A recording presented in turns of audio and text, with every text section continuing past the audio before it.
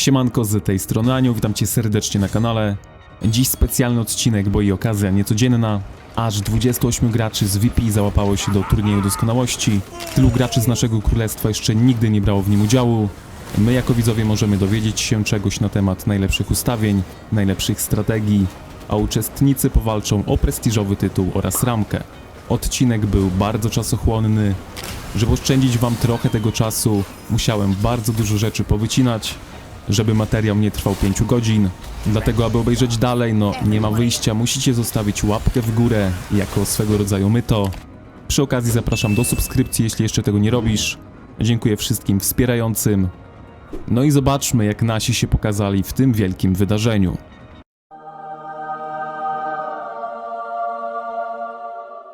Przejdziemy sobie po kolei przez wszystkie grupy, zobaczymy sobie po jednym starciu każdego tutaj zawodnika z VP. No i zobaczymy, jakie błędy ktoś popełnił, co może ktoś mógł zrobić lepiej. No i czy w ogóle można było coś zrobić lepiej w tych starciach. Zaczniemy oczywiście od grupy pierwszej. Los tak chciał, że w pierwszej grupie jestem ja, także zobaczymy sobie na moje starcie. Praktycznie same porażki, ale jeden punkt tutaj urwałem przeciwko graczom 31 milionów plus, więc raczej to przeciwnik popełnił jakiś błąd. No i może sobie zobaczymy starcie, które zagwarantowało mi ten jeden punkt, czyli starcie piąte z 5, tak? Decydujące starcie o jeden punkt. Tutaj było to starcie. Ustawienie przeciwnika, jeden tank. W poprzednim ustawieniu też był jeden tank. No i w jeszcze poprzedniej grze zwycięskiej po mojej stronie przeciwnik zaryzykował granie kawalerią. Z góry wam mówię, że granie kawalerią, szczególnie Emrys jako pierwszy, jest błędem, nie oszukujmy się. Zdecydowanie lepsze osiągi widzę, gdy gracze nie używają tej kawalerii. Używać kawalerii to mogą tacy gracze jak ja, którzy mają tej mocy jeszcze mniej, poniżej 30 milionów, no bo wtedy musimy coś tam zaryzykować, że może akurat siądzie.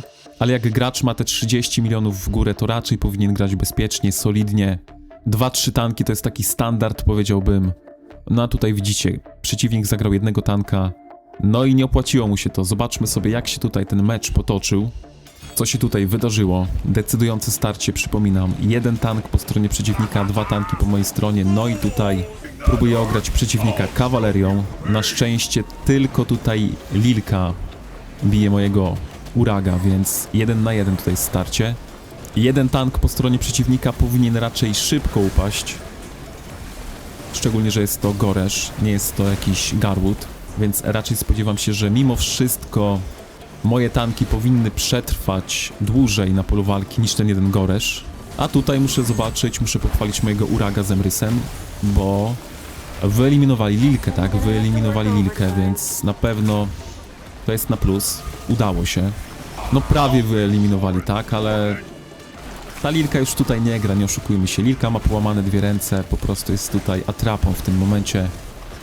Goresz upada, no i jesteśmy w tym momencie 3 na 4, tak, ale ja mam tutaj tanka, który jest jeszcze dosyć zdrowy, no i tutaj powinno być bez większych zaskoczeń. Najpierw tutaj upadnie Magrat przeciwnika, potem podejrzewam upadnie Lilka, no a potem zobaczymy, kogo moje legiony stargetują, tak.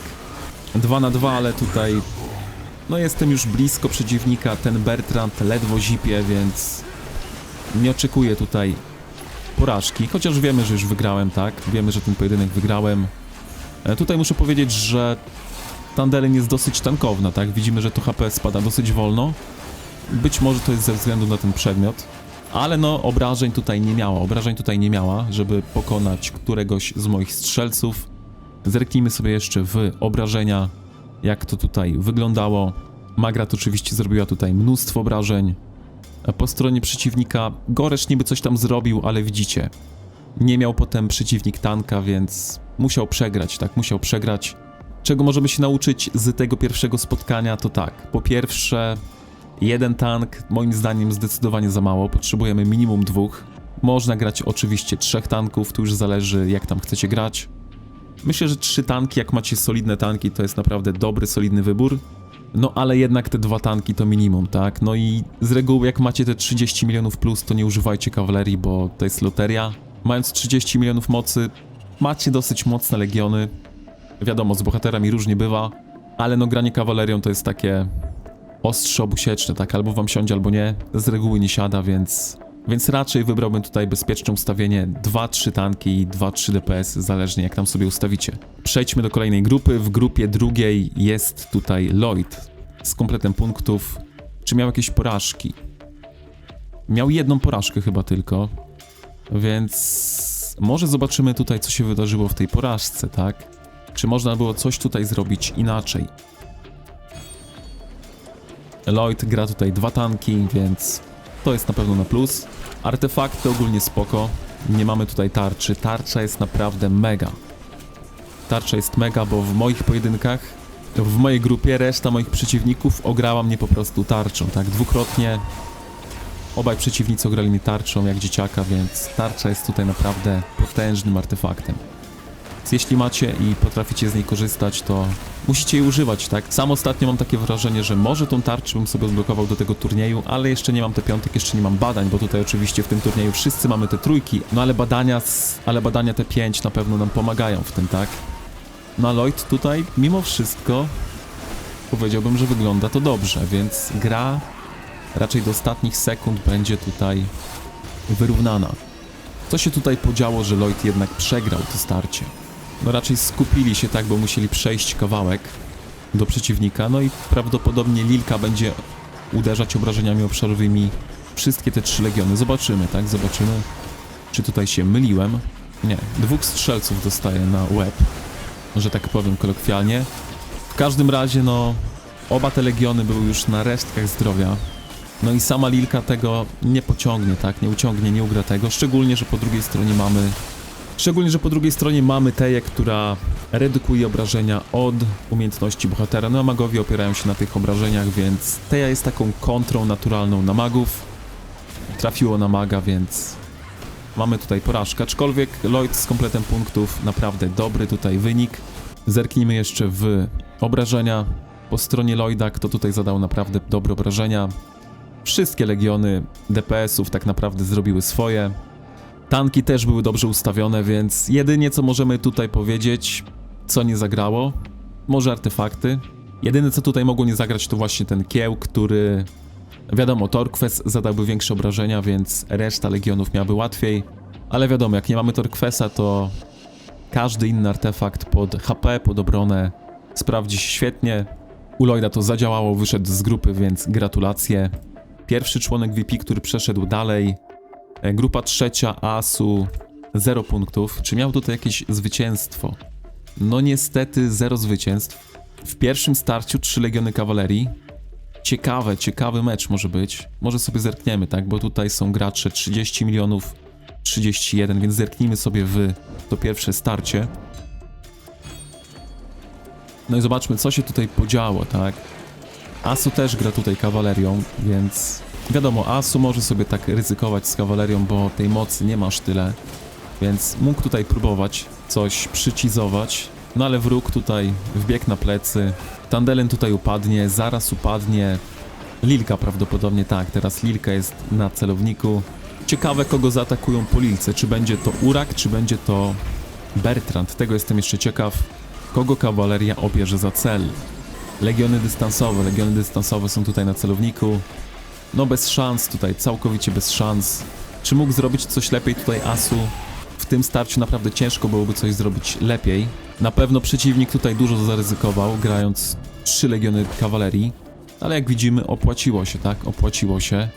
Zerknijmy sobie jeszcze w obrażenia, chociaż tutaj wiadomo, dużo bym się nie spodziewał. Bertrand ma najwięcej, bo Bertrand przeżył najdłużej, więc no nic tutaj zaskakującego. Jedyne co można byłoby tu spróbować, to grać 3 legiony piechoty, tak? Ale to musielibyście wiedzieć, że gracie na takiego wariata z 3 legionami kawalerii, bo w przeciwnym wypadku mogłoby wam zabraknąć obrażeń, więc ciężko powiedzieć, czy Asu mógł coś tutaj zrobić więcej. Przejdźmy do grupy czwartej. W grupie czwartej mamy Aranoxa. Aranox ma 1 punkt. 1 punkt na słabszym przeciwniku, więc tutaj raczej wiadomo, musiało się to tak zakończyć. Natomiast z mocniejszym przeciwnikiem tutaj nie urwał żadnego punktu, więc no, ciekawe dlaczego, ciekawe co tutaj grał Aranox. Kawaleria, no ale Aranox nie ma 30 milionów, więc mógł coś tam zaryzykować z kawalerią. Chociaż widzimy, że się nie opłaciło, ale zobaczmy sobie zwykłe takie starcie, gdzie ma tutaj 2 legiony piechoty.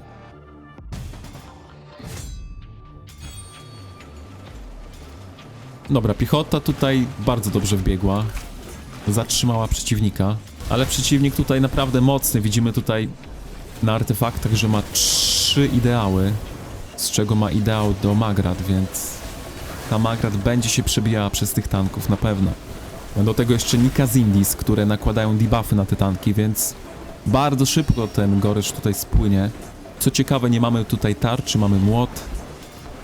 Myślę, że z tarczą mogłoby być jeszcze łatwiej dla przeciwnika, ale tak jak mówię, bardzo dobrze tutaj ten Legion Nika Indies, który sam również grywałem właśnie pod takie debuffy, żeby wspomóc te legiony DPS-ów, żeby zadawały większe obrażenia. No i widzimy, że te tanki tutaj naprawdę szybko padają, tak? Tanki szybko upadły. Może ten artefakt nie jest najlepszy, wolałbym już tutaj kieł, ale wiadomo, no z takim przeciwnikiem, nie mając wszystkich badań, naprawdę ciężko byłoby coś wskórać. Zerknijmy jeszcze w obrażenia, kto tutaj co zrobił. No Magrat ewidentnie tutaj zrobiła mnóstwo obrażeń, niemalże 2 razy tyle co Syndrion przeciwnika, a przypominam, że oba te legiony biły ten sam cel, więc naprawdę widzimy tutaj, co ten ideał potrafi zrobić. Tutaj nie ma co gadać, żadnym ustawieniem byśmy tego nie ograli, przeciwnik naprawdę mocny przeciwnik. Dywizja druga, grupa pierwsza, mamy tutaj Tonego. Zobaczmy, jak mu tutaj poszło. Bezbłędnie tutaj przeciwników pokonał. 2 tanki, 3 DPS-y, bardzo ładne ustawienie. Jak to tutaj wyglądało?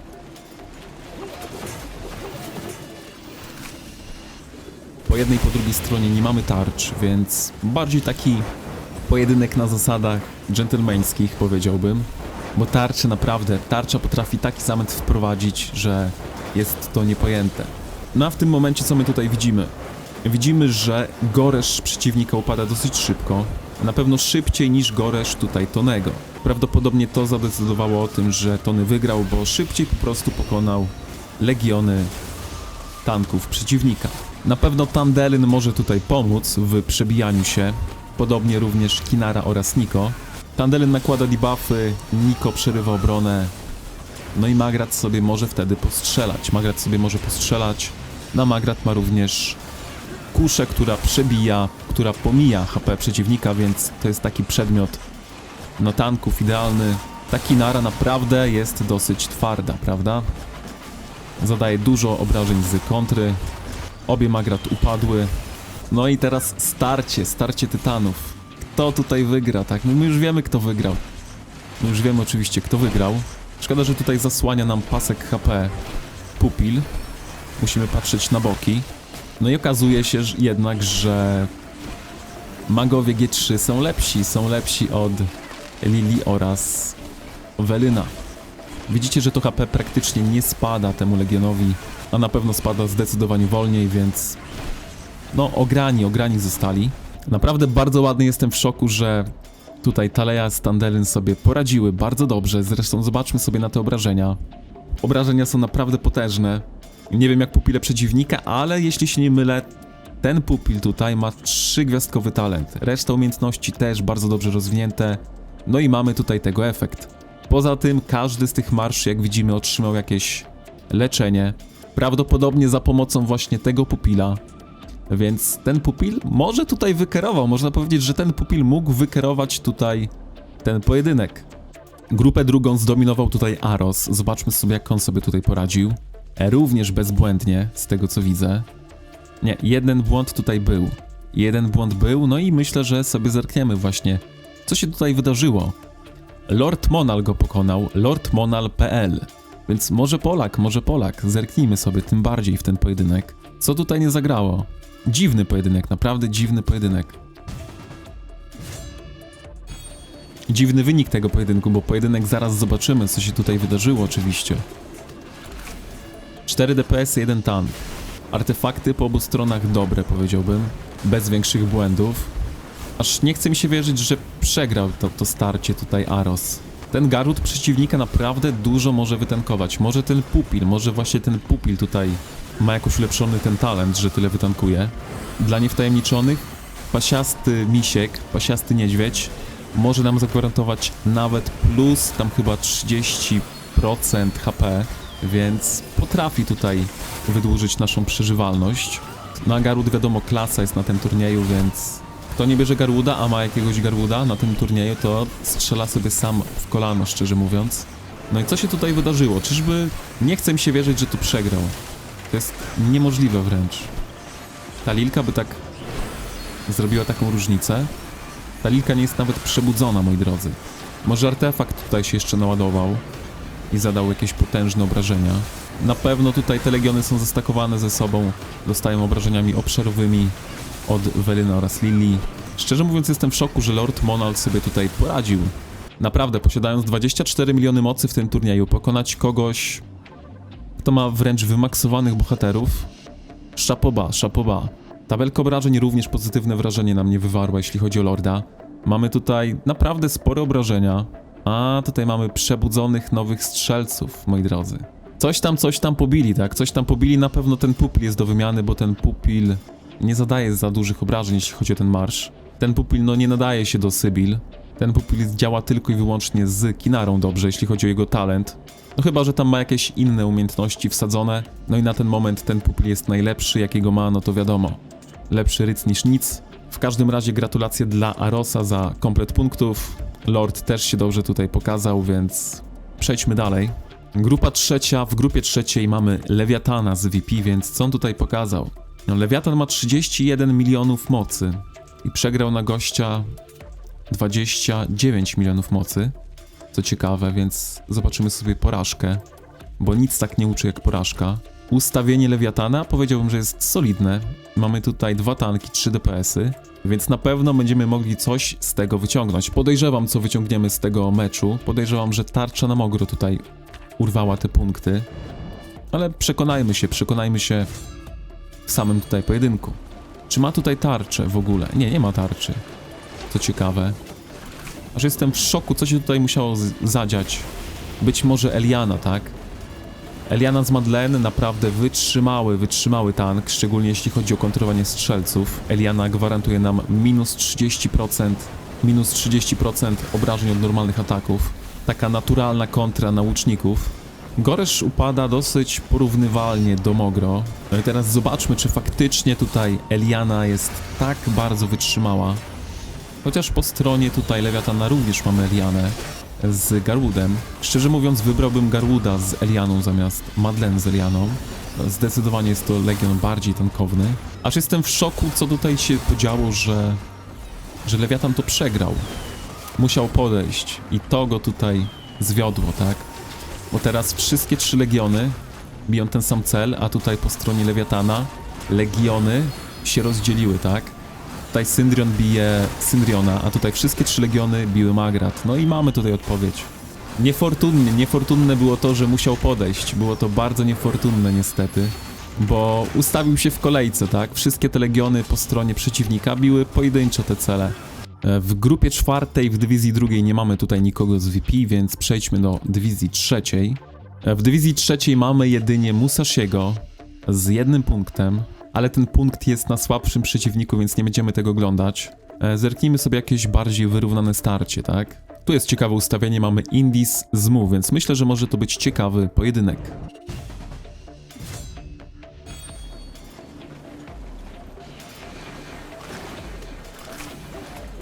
Trzy razy tank na 2 razy tanka. Czy coś bym tutaj zmienił? Na pewno dużym minusem jest to, że nie mamy tutaj kuszy na Magrat. Jak doskonale wiecie, kusza działa bardzo dobrze na tanków poprzez pomijanie HP, więc na pewno by się tutaj przydała, gdyż widzimy tutaj 3 razy legiony tanków. Po drugiej stronie natomiast nie widzimy tutaj Magrat, co ciekawe, mamy tutaj Syndriona. Pierwszy tank upadł po stronie przeciwnika, ale ma jeszcze 2, którzy są całkiem zdrowi. Po stronie Musashiego jest tylko 2 tanków, którzy ledwie zipią. No i raczej to tutaj właśnie poskutkowało porażką. Także widzicie, czasem ten trzeci tank jest naprawdę dobrym wyborem. No i teraz już do pustej, tak? Do pustej będzie strzelał Syndrion oraz Lilia. Ten Goresz jest jeszcze tak bardzo zdrowy. Tutaj na pewno sam siebie ograł, bo gdyby tu był strzelec jeszcze jeden, to może ten strzelec by coś tutaj zrobił. A z racji takiej, że jest to legion magiczny, to jeszcze był w zasięgu Jeszcze miał zasięg na tego Goresza, więc nie mógł zmienić swojego agro. No i teraz Lilka, która już nie ma zdrowia, no musi upaść, musi upaść.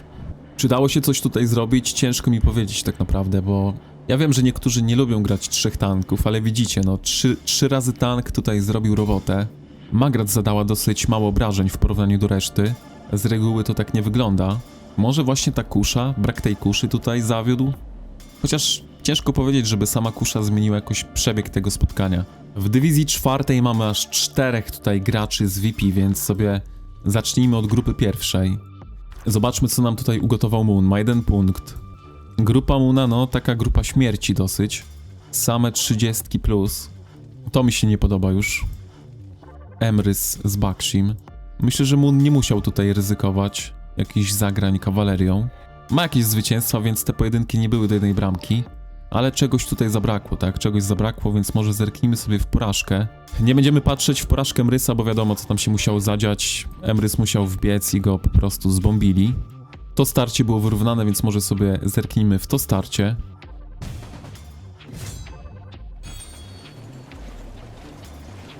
Moon gra tutaj jednego tanka.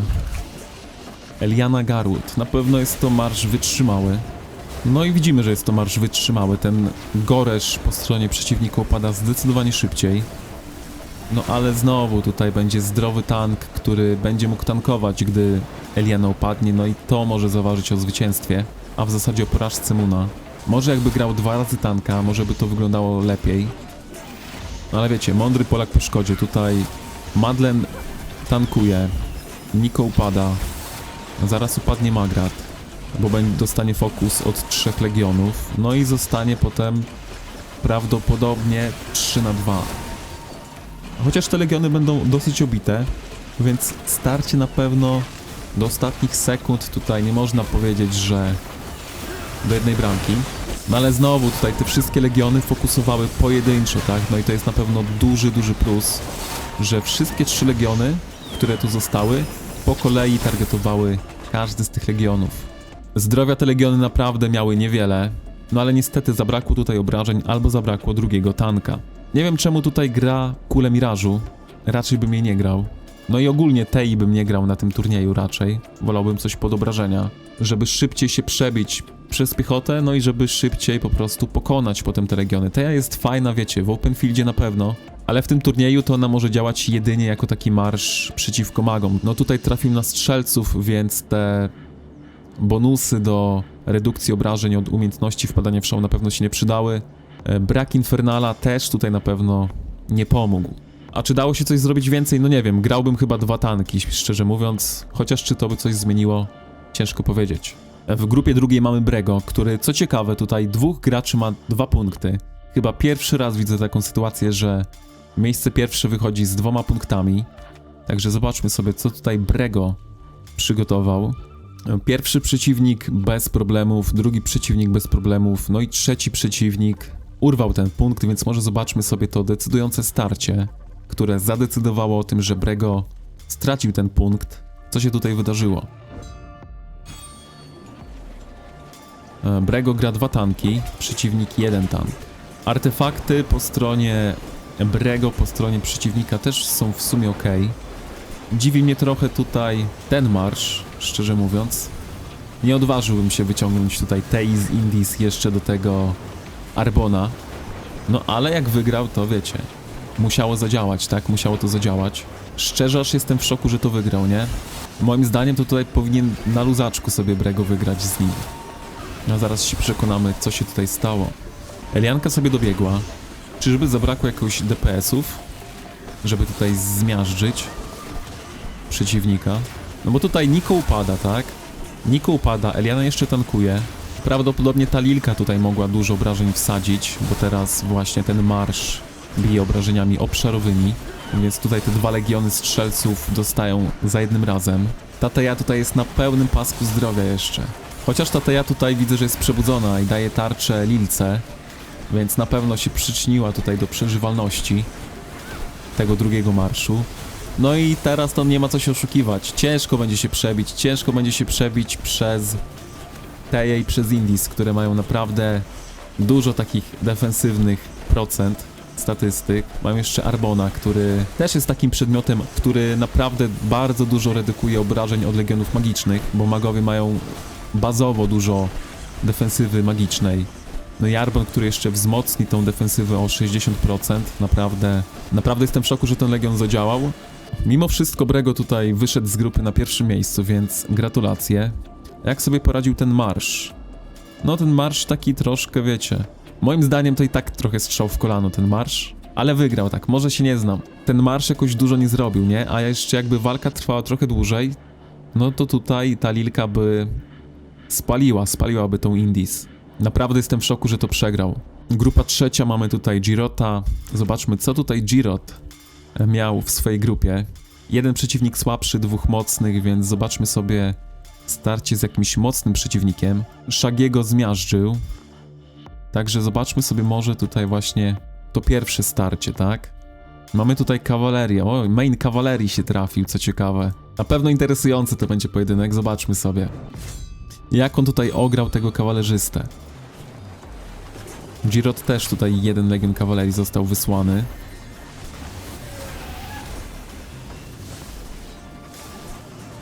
Tarcza MVP w tym turnieju, naprawdę tarcza tutaj mogła ugrać ten turniej. Dzięki temu, że odepchnął tutaj te legiony, legiony z tyłu zaczęły się bronić. Jestem święcie przekonany, że gdyby nie ta tarcza, to by przegrał ten pojedynek. Legiony z tyłu przeżyły, ale jak to mówią, co to za życie. Magrat na wyczerpaniu, Lilia na wyczerpaniu. No myślę, że tutaj ten Syndren może jeszcze ugotować coś tam. Kogo teraz biją? Czy biją tutaj... Kawalerię chyba bili, tak, bili kawalerię, więc no ta piechota już nie ma szans, nie ma co gadać. Podejrzewam, że ten Goresz tutaj Girota przeżyje do końca. Nie ma co gadać, tarcza tutaj wygrała to starcie, ten pojedynek. Sam Goresz też zadał najwięcej obrażeń ze wszystkich legionów. No, gdyby nie tarcza, myślę, że mogłoby być tutaj naprawdę ciężko. No a tak, gratulacje tutaj za komplet punktów. No i grupa czwarta, Baki, zobaczmy co mają tutaj Baki. 2 punkty ugrane, jednostronne pojedynki. Może zobaczmy, co się tutaj nie udało, bo co ciekawe, słabszego pokonał, mocniejszego pokonał, ale z drugim słabszym przegrał, także tutaj musiało coś się wydarzyć naprawdę ciekawego. Weźmy sobie środkową grę. 2 razy tank na 2 razy tank. Gang drewniaków tutaj mi się bardzo podoba. U Bakiego. Garwood z Mogro. No i tutaj klasycznie Goresz ze Skogul. Magrat przebudzona, Kusza jest. Falgrim nawet jest przebudzony. No i Lilka przebudzona, więc jest to na pewno mocny zawodnik. A mimo to tutaj porażka, także zobaczmy co się tutaj wydarzyło. Naprawdę jestem w szoku, że ten Garwood tak szybko tutaj upadł. Może ten Mogro nie jest jakimś najlepszym wyborem. Ciężko powiedzieć. Na pewno ten Goresz tutaj wytrzymuje dosyć duże napięcie. Naprawdę długo wytrzymuje i tutaj aż jestem w szoku, że to przegra. Bo Goresz tutaj przedostał się za linię wroga. Falgrim upadnie niestety. Dosyć szybko upadł. Mimo tego, że jest przebudzony. No, coś tutaj bardzo dziwna rzecz się wydarzyła. Że ten Falgrim tak szybko upadł. Potem Magrat równie szybko. No i teraz została sama Lilka, która no nie uciągnie tego, bo po drugiej stronie również mamy Lilkę z Welynem, również przebudzeni. Zerknijmy w obrażenia. Goresz, Skogul, naprawdę ładnie tutaj, ładne obrażenia. Mamy tutaj Kinarę, ale czy Kinara byłaby tutaj powodem, dlaczego tak szybko tutaj upadli? No, nie powiedziałbym. Na pewno ten pupil tutaj nie siedzi, ale może nie ma innego pupila, no i musiał skorzystać z tego ptaka nocy. Ogólnie na Openfieldzie nie jestem fanem tego czarnego smoka, ale tutaj na turnieju, bo na turnieju mam wrażenie, że właśnie większe obrażenia w pojedynczy cel mają większą wartość niż obrażenia obszarowe. No bo na turnieju, nie oszukujmy się, ciężej jest trafić w kilka legionów. Te legiony są bardzo tutaj różnie porozstawiane. No i taki smok na pewno może się lepiej pokazać z lepszej strony niż na Openfieldzie. W każdym razie nie wiem, co tutaj nie siadło, bo ta para też wydaje się być dosyć mocna, a mimo to zadała naprawdę niewielkie obrażenia dosyć. W porównaniu chociażby z Lilią czy z Magrat. Dywizja 5, grupa pierwsza. Mieliśmy tutaj Bushido, który niestety 0 punktów. Był tutaj Rafix jeszcze.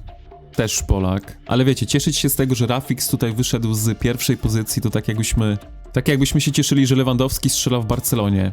Niby fajnie, ale w reprezentacji też by mógł coś tutaj postrzelać, prawda? Także zobaczmy sobie może właśnie z Rafixem, co się tutaj wydarzyło. Decydujące starcie, które zaważyło o tym, kto zdobędzie punkt. No niestety mamy tutaj kawalerię. 2 legiony kawalerii. Nie mówcie, że on zawsze grał kawalerię. No nie grał zawsze kawalerii, ale jak nie grał kawalerii, to grał tylko jednym tankiem. Więc prawdopodobnie to tutaj się wydarzyło. No ale zobaczmy to decydujące starcie, jak wyglądało, jak przebiegło.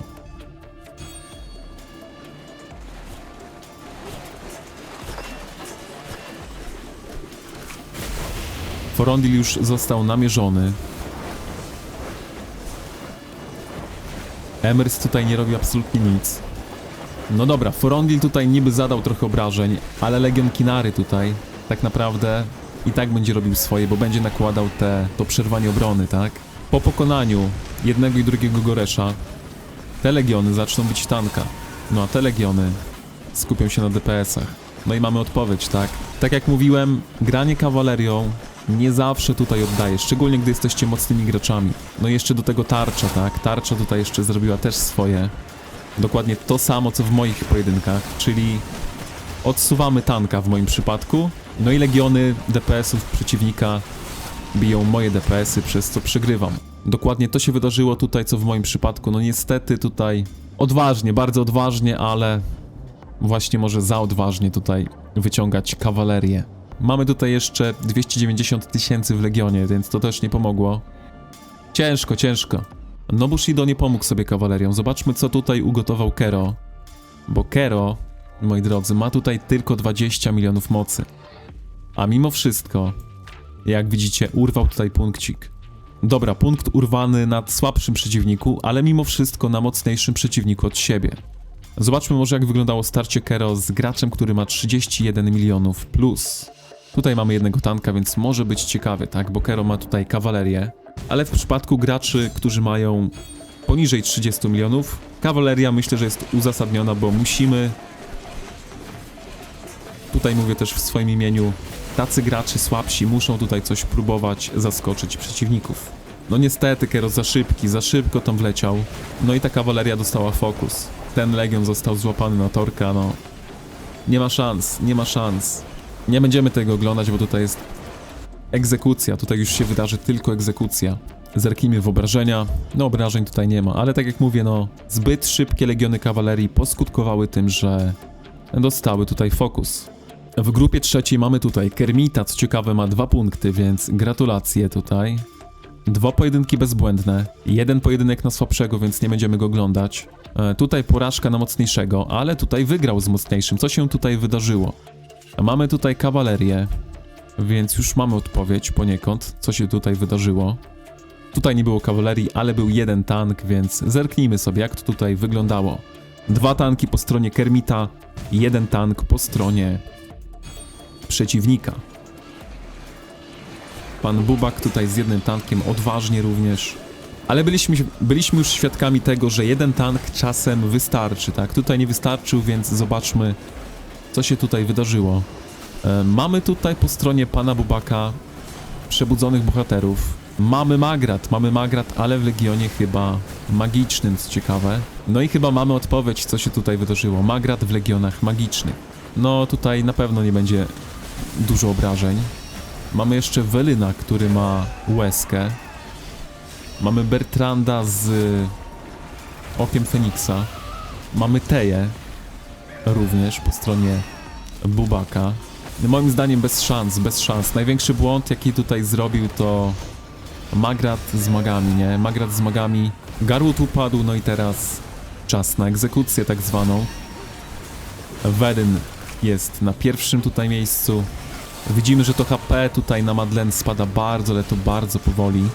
Welyn upadł. Bardzo defensywne takie ustawienie, powiedziałbym. Mamy tutaj Indis, mamy Teję. No tych obrażeń musiało tutaj zabraknąć, żeby przebić się przez 2 legiony tanków. No i przede wszystkim mamy tutaj Magrat z Legionem Magicznym.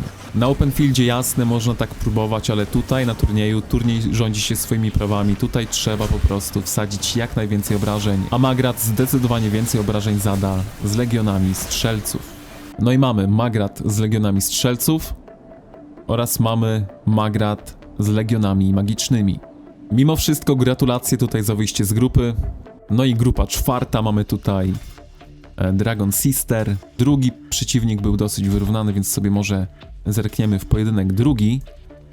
No i tutaj piąte starcie było decydujące. Piąte starcie było decydujące, jak widzę tych bohaterów, to już wiem, co się tutaj wydarzyło.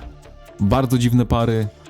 Mam na myśli tutaj Teję z Fregar. Na pewno bardzo dziwna para. Boję się, że to jest latająca kawaleria jeszcze, nie? Zerknijmy, żeby się upewnić.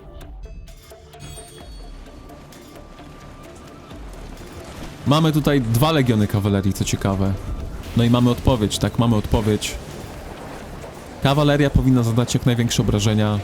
No niestety tutaj Teja tych obrażeń nie posiada aż tyle. Bahorn, pojedynczy cel, również tych obrażeń nie posiada. Mamy tutaj jeszcze Fregar, która bazuje na autoatakach. Bardzo dziwny dobór bohaterów. Zresztą widzimy na obrazku, że jeden legion kawalerii przeciwnika można powiedzieć, że zrobił więcej niż 2 legiony kawalerii po stronie VP. No niestety bardzo, ale to bardzo dziwne pary. Ta Lilka jeszcze sobie ich pewnie tutaj wystrzela. Skiepnijmy to, bo tutaj będzie naprawdę długa walka.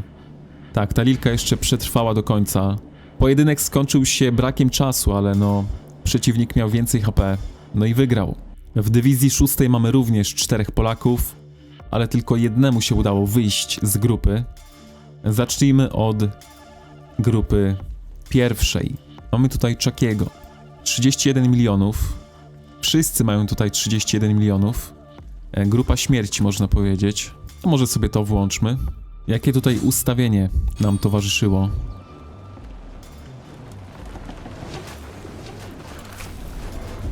Jeden tank przeciwko 2. No i mamy 3 legiony łuczników oraz 1 legion magów. No i niestety został tutaj ograny tarczą, jak dzieciak. Podobnie ja zostałem ograny w swoich starciach. No tarcza w takim przypadku naprawdę ogrywa potężnie. Tutaj bez szans. Te 2 legiony prawdopodobnie szybko upadną. No i tak naprawdę zostajemy w takiej sytuacji 3 przeciwko 5. Nie ma co patrzeć dalej, bo nic się tutaj nie wydarzy ciekawego. Kolejny pojedynek wygrany tarczą. Zobaczmy jeszcze sobie wyobrażenie, jak to tutaj wygląda. Goresz z Hoskiem, co ciekawe, ale sporo obrażeń zrobili. U Chuckiego naprawdę fajni bohaterowie, fajne pary. No niestety ta przeklęta tarcza zrobiła, co do niej należy. No i mamy tutaj porażkę.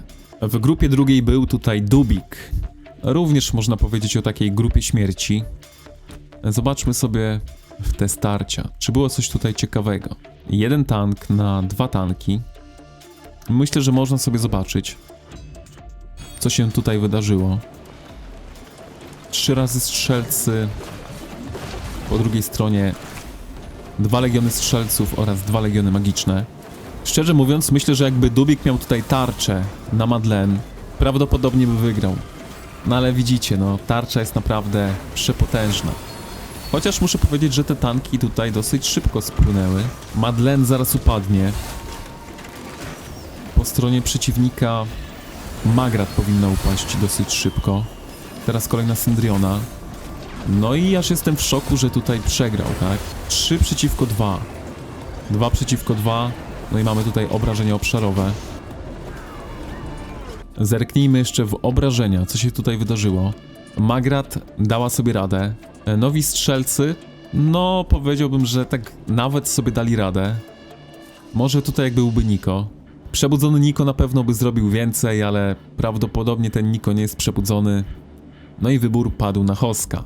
Czy dało się coś tutaj zrobić więcej? Szczerze mówiąc, wątpię. Przeciwnik naprawdę mocny.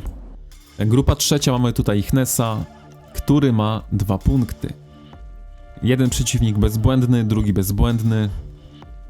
Również grupa śmierci. Tym bardziej to zwycięstwo jest cenniejsze. Widzę, że Ichnes tutaj jest fanem Uraga z Neją. No i chyba go na manowce tutaj ściągnęła ta para. Zobaczmy sobie może to pierwsze starcie. Jak to starcie tutaj przebiegło? No Neja jest zdecydowanie za szybka. Dostaje fokus i ginie. No i zostaje nam Ichnes walczący 4 versus 5. Cała filozofia, no nie ma co oglądać. Urak tutaj dostał czerwoną kartkę w 10 minucie.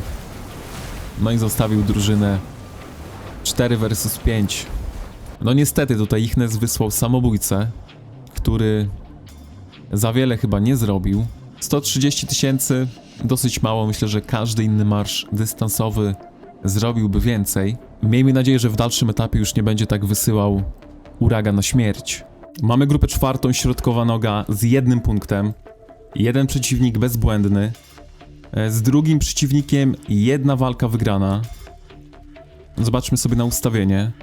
Więc ten przeciwnik był na pewno w zasięgu. No, była tutaj grana kawaleria, więc sobie zobaczmy, co się tutaj podziało nie tak.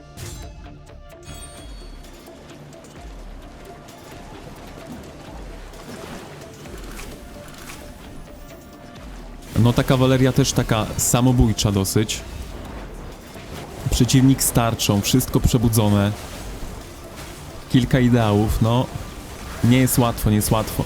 Tarcza znowu ograła. Jesteśmy świadkami tego, że tarcza jest po prostu zbyt mocna. Niestety, no nie ma siły na tarczę. Jak tarcza zostanie dobrze użyta, nie ma szans wygrać, jak nie macie tarczy po swojej stronie, żeby to jakoś skontrować. Szczerze mówiąc, nie wiem, jak można skontrować tarczę, nie mając tarczy. Nie wiem, czy się da w ogóle. Zmasakrowany tutaj został, zmasakrowany. Mogro wjechał driftem, wypchnął przeciwnika, no i reszta strzelała do kaczek. Dywizja 7 jest chyba najgorszą dywizją, jaką możemy tutaj zobaczyć. Cała 4 naszych reprezentantów 0 punktów. Zacznijmy od Adrianescu. Wszystkie tutaj mecze przegrane. Co ciekawe, przegrał tutaj z graczem, który ma 21 milionów mocy, więc chcąc nie chcąc musimy zobaczyć, co się tutaj wydarzyło. Nie oszukujmy się, coś takiego nie powinno mieć miejsca. Czy jakieś możemy tutaj dać rady dla Adrianescu? Na pewno ten marsz jest tutaj bardzo niemile widziany. Teja nie jest nawet przebudzona, żeby dać jakąś wartość tutaj, no. Wolałbym tutaj dać 2. Legion Piechoty, naprawdę 2. Legion Piechoty. Gdybyśmy mieli tutaj 2. Legion Piechoty, na pewno byłoby łatwiej. Nika z Garwoodem.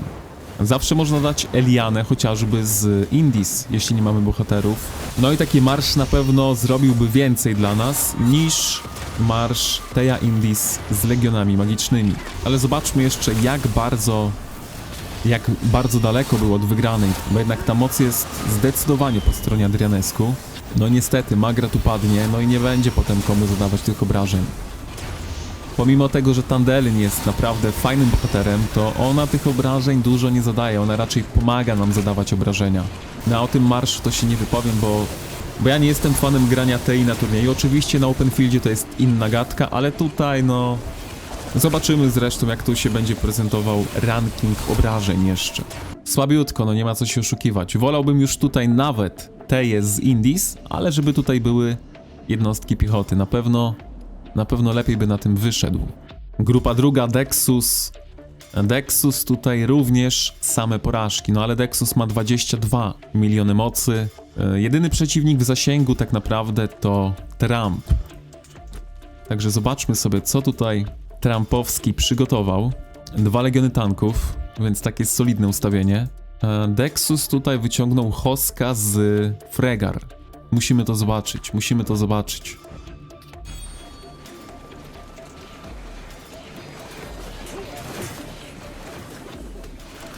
Mamy tutaj przebudzonego Garwooda, więc no, ten marsz powinien być dosyć tankowny. Ten Garwood jest z Elianą. Także tutaj nie mam zastrzeżeń. Jedyne zastrzeżenia mogę mieć tak naprawdę do tej Fregar z Hoskiem, no. Nie widziałem takiej pary jeszcze, ale może się sprawdzi, tak? Póki nikt tego nie sprawdził, myślę, że warto zobaczyć, warto się przekonać. Na pewno mocy, po prostu tutaj mocy zabrakło. Z badań przede wszystkim, ale no nie jestem fanem chyba. Zobaczymy jeszcze w obrażeniach, jak to się będzie prezentowało. Marsz Fregar Hosk. No i przede wszystkim wolałbym już widzieć... Nie no, Hosk nie może być kapitanem, bo wtedy tracimy 40% normalnych ataków. Więc Hosk musi być zastępcą. W tym przypadku akurat. No tutaj zdecydowanie zabrakło obrażeń, tak? Nie ma co się oszukiwać. Dexusowi zabrakło obrażeń. Gdyby tutaj była Magrat z Zejdą, być może byśmy byli świadkiem zwycięstwa. No Fregar nie jest najlepszym wyborem, nie ma co się oszukiwać. Jeśli chodzi o obrażenia, to też tutaj mamy artefakt defensywny. Jednak musimy się przebić przez tą piechotę, tak? Mamy tutaj artefakt defensywny, no wolałbym jednak bardziej ofensywne tutaj artefakty. No dlatego nie było obrażeń, tak? Mamy tutaj koronę, mamy tutaj defensywny artefakt. Ciężko było się przebić. W grupie trzeciej mamy Maela. Czy Mael tutaj? Mael też miał dosyć małą moc, więc gratulacje za dostanie się w ogóle do turnieju. No tutaj bez szans, same 31. Także tutaj jest usprawiedliwiony, powiedziałbym. Ale zobaczmy sobie jakieś starcie, tak? Zobaczmy sobie jakieś starcie. Z czym się tutaj pokazał? Mamy 2 legiony tanków. Ogólnie powiedziałbym, że ustawienie jest niezłe. Brak artefaktu na Niko. Przynajmniej tutaj. Zobaczymy jeszcze w rankingu obrażeń, czy tam będzie pokazany artefakt.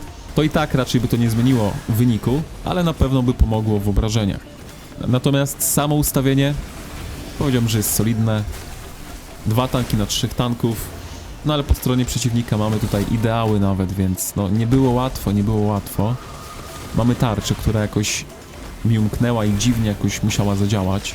No bez szans, ten Garut upadnie, no i potem te legiony też upadną.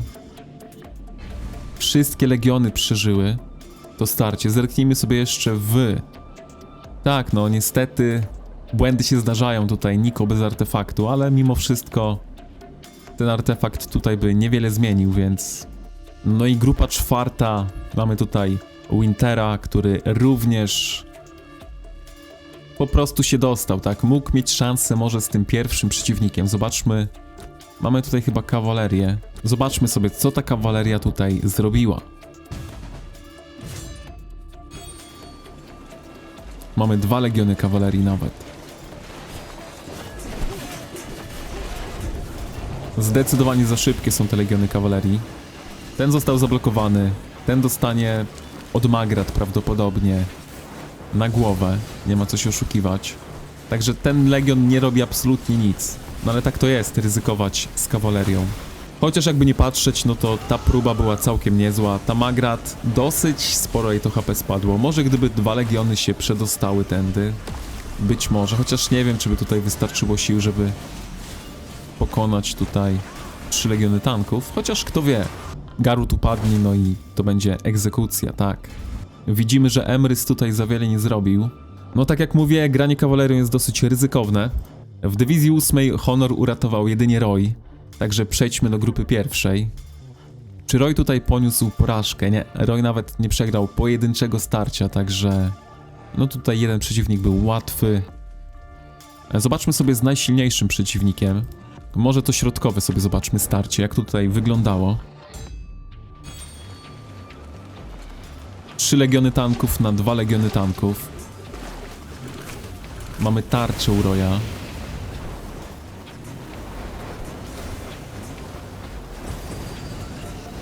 Bardzo duże zamieszanie tutaj na środku pomiędzy tymi tankami. Tutaj jest chyba bóg wizualny, bo ta Magrat widzę, że tutaj strzela w Danfela. A mimo to ten Danfel zadał naprawdę sporo obrażeń Syndrionowi. To już jest któreś starcie, w którym widzę, że ten Danfel po pierwsze jest dosyć wytrzymały, po drugie zadaje naprawdę wysokie obrażenia. Tak, teraz widzimy, że ta Magrat wraca na miejsce, w którym jest. Także, co by nie mówić, ten Danfel, powiem, że swoje zrobił, tak? Po pierwsze ściągnął na siebie 2 legiony strzelców, odciążył tym sposobem Madeleine oraz Goresza. Dosyć wytrzymała jest ta Madeleine z Garwoodem, ale i na nią musi przyjść kolej. No i tak, tutaj po stronie przeciwnika mamy obitego Syndriona, obitą Kinarę. Na Uroya są całkiem zdrowe legiony, tak? Syndrion upadnie, zaraz potem Magrat. No i Kinara chyba tego nie powinna uciągnąć. Bez szans w tym momencie. Zobaczmy sobie jeszcze wyobrażenia. Podejrzewam, że Magrat tutaj mogło naprawdę tych obrażeń natłuc. Owszem, Magrat natłukła tutaj obrażeń, ale Lilia z Tandelyn, tutaj jestem naprawdę w szoku, nie? Tutaj jestem naprawdę w szoku. Podejrzewam, że ten artefakt jest na wysokim poziomie. Nie wiem, czy Roy nie ma kuszy, czy może po prostu woli grać ostrza cienia? W każdym razie zwycięzców się nie osądza. Z kompletem punktów wyszedł. Zerknijmy w grupę drugą, mamy tutaj Winyla. Winyl, mało punktów, mało mocy, więc no szans nie miał tutaj zbyt wielkich.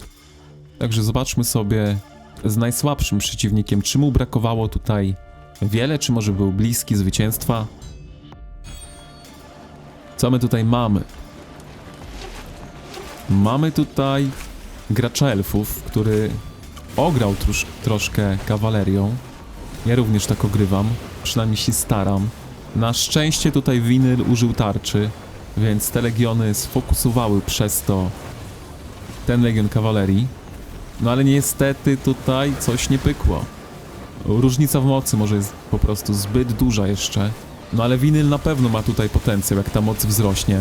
Ma tutaj całkiem ciekawe artefakty. Samo ustawienie też powiedziałbym, że jest nie najgorsze. No ale niestety ten Garwood tutaj bardzo twardy. Po pokonaniu tego Garwooda będzie musiał pokonać Madeleine. Nie będzie to łatwe. No chyba, że jego Garwood wytrzymałby to napięcie. No i wtedy Winyl by pokonał tutaj te legiony. Ale czy będziemy tego świadkami, zaraz zobaczymy. No niestety ten Garwood powoli tutaj się żegna z naszym światem. Ze światem żywych. No i tutaj znowu, gdyby te wszystkie legiony biły w jeden cel, być może wtedy by się udało, tak? No a tak niestety podejrzewam, że ten Syndrion tutaj właśnie upada. Przez co ten Niko będzie strzelał do kaczek. Mimo wszystko, pomimo takiej dużej przewagi siły po stronie wroga, całkiem ciekawe tutaj starcie. Czy czegoś tutaj zabrakło? Myślę, że mocy, bo przeciwnik na pewno był w zasięgu. Gdyby ta moc była trochę większa, no to tutaj byśmy byli świadkami zwycięstwa. Grupa trzecia, mamy tutaj Basteda. Coś tutaj nie zagrało, bo mamy tylko chyba jedno zwycięstwo. Zdecydowanie za mało. Mamy tutaj niestety kawalerię. A może zerknijmy sobie w taki bardziej zwykły pojedynek. 2 legiony piechoty na 2 legiony piechoty. Artefakty są dobre po obu stronach, powiedziałbym. Na turnieju nie brałbym, nie wyciągałbym mimo wszystko artefaktu defensywnego. Tak jak mówię, my musimy tutaj zadać jak największe obrażenia, żeby się szybko przebić przez piechotę przeciwnika. Być może to tutaj poskutkowało porażką, ale zaraz zobaczymy, tak? Zaraz się o tym przekonamy. Goresz Basteda upadnie, ale jego Garwood jest wręcz nienaruszony nawet. Także pod względem piechoty wygląda to solidnie.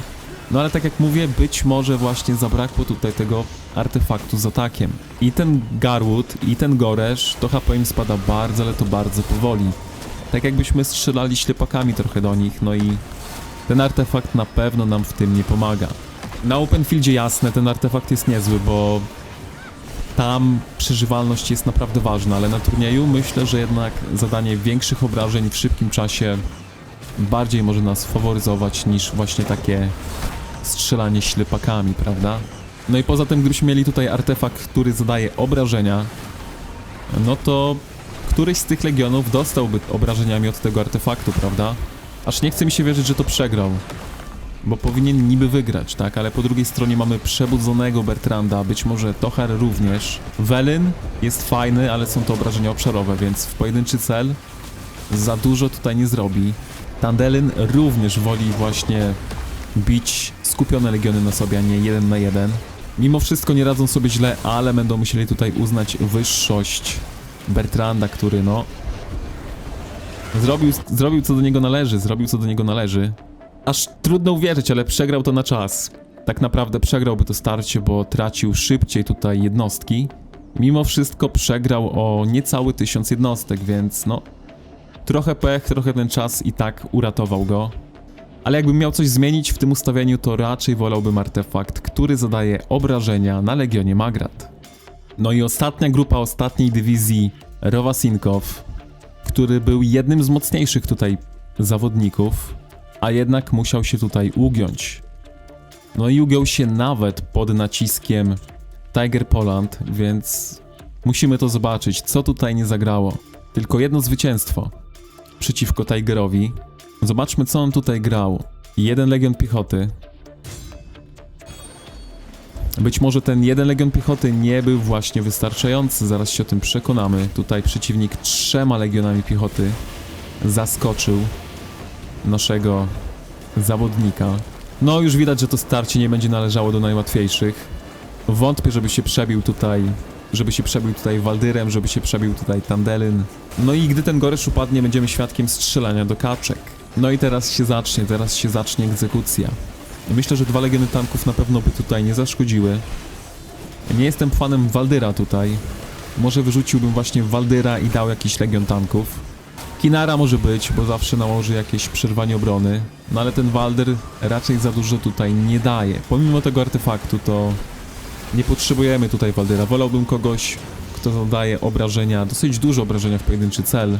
Rowasinkow nie może się przebić przez tą piechotę i reszta tych regionów strzela sobie za darmo.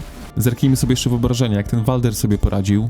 Gdzie on tutaj jest? No co tu dużo gadać, po tej stronie nie mamy tutaj absolutnie obrażeń. Zobaczcie sobie, ile robi Magrat. Sama Magrat zrobiła tyle, co te 3 legiony naraz, więc myślę, że to jest idealne podsumowanie tego ustawienia. Dalsze etapy będą w kolejnych odcinkach. Tutaj się będę z wami żegnał. Trzymajcie się. Elo.